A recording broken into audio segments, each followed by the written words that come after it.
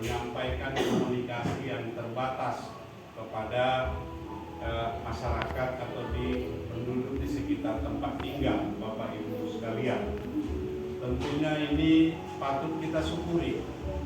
Apa yang pemberian Tuhan ini pasti ada nilai yang terbaik yang diberikan oleh Tuhan kepada kita.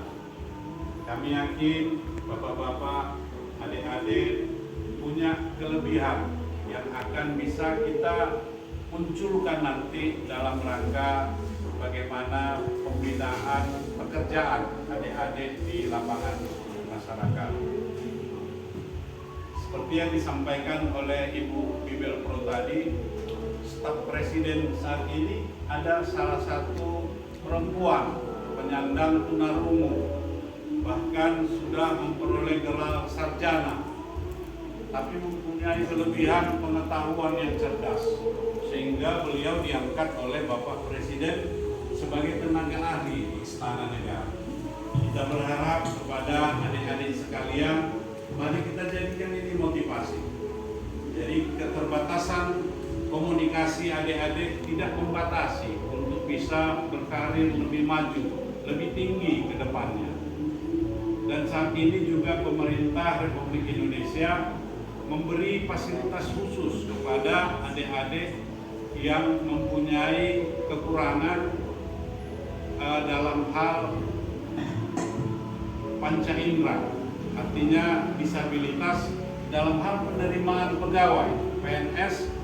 Ada jalur khusus yang diberikan oleh pemerintah kepada kita, khususnya adik-adik yang penyandang disabilitas, untuk diterima secara jalur khusus. Tentunya tetap melalui proses seleksi. Ini merupakan peluang bagi kita yang harus kita kejar, yang harus kita raih, terutama bagi adik-adik yang masih usia produktif untuk bisa bekerja baik sebagai PNS maupun sebagai karyawan di perusahaan nantinya, atau mungkin sebagai konsultan dan profesi apapun itu, asal kita sudah siap berkomunikasi dengan dunia di sekitar kita, warga di sekitar kita. Inilah kepedulian yang dilakukan oleh RBM Repata saat ini, bagaimana adik-adik bisa siap menerima tantangan pekerjaan melalui pelatihan bahasa isyarat yang dilaksanakan selama 2 hari di tempat ini. Kami sangat berterima kasih sekali kegiatan ini bisa diselenggarakan dan mengundang kami hadir di sini. Kami juga akan melakukan koordinasi kepada pertama sekali pemerintah Kota Pematang Siantar. Bagaimana tadi yang disampaikan Ibu Bibel Pro, bahwa ada tingkat SLTA, SLB, SLTA di Siantar yang dibimbing atau dibina oleh Dinas Sosial Kota Pematang Siantar. Kami dalam waktu dekat ini melalui Pak Kabid, kebetulan Pak Kabid ada stafnya pendamping disabilitas, nanti akan berkoordinasi dengan pemerintah Kota Siantar. Kalau Siantar bisa, Sibolga pasti bisa melakukannya. Apalagi sesuai data yang tadi disampaikan, sudah ada beberapa orang adik-adik yang sudah tamat SMP-nya, tinggal melanjutkan ke SLTA.